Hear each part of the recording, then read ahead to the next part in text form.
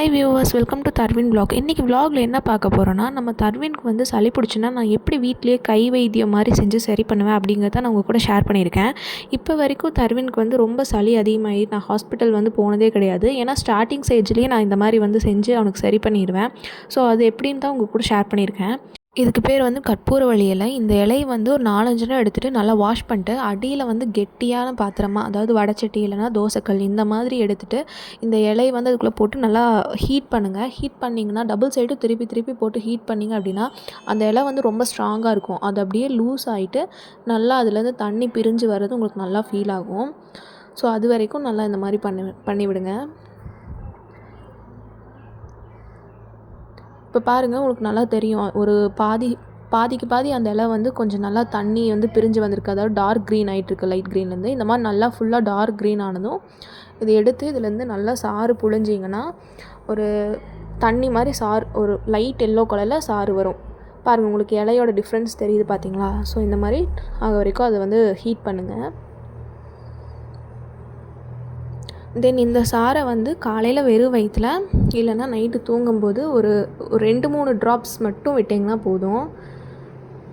இது வந்து நான் தர்வினுக்கு வந்து 2 monthsலேருந்தே இந்த மாதிரி பண்ணிகிட்ருக்கேன்.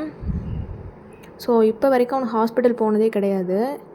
நீங்கள் ஃபீடிங் மதர்ஸாக இருந்தால் நீங்களும் இதை குடிக்கலாம். தென் வந்து இன்னொன்று என்னென்னா, இதுக்கு பேர் வந்து கம்பளி பிசுன்னு சொல்லுவாங்க. நாட்டு மருந்து கடையில் கிடைக்கும். ஸோ இது வந்து கொஞ்சம் இது நல்லா கெட்டியாக கல் மாதிரி கொடுப்பாங்க. ஸோ அதை உடச்சி இந்த மாதிரி சின்ன பீஸாக எடுத்துக்கோங்க.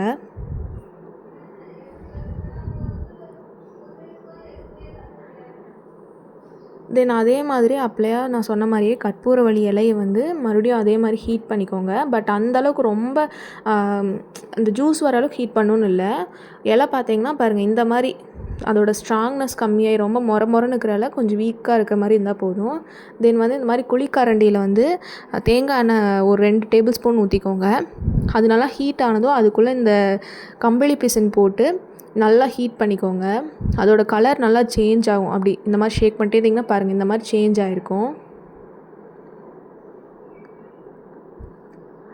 தென் அதோட நுரை பொங்கி இந்த மாதிரி சூடு ஆறட்டும். இந்த மாதிரி எடுத்துட்டிங்க, இந்த நுரை பொங்குற ஸ்டேஜில் எடுத்துடலாம். தென் சூடாக இருந்தும் அதை வந்து அந்த நம்ம ஹீட் பண்ணி வச்சுருந்த இலையில வந்து இந்த மாதிரி நல்லா அப்ளை பண்ணி விட்டுக்கோங்க ஃபுல்லாக.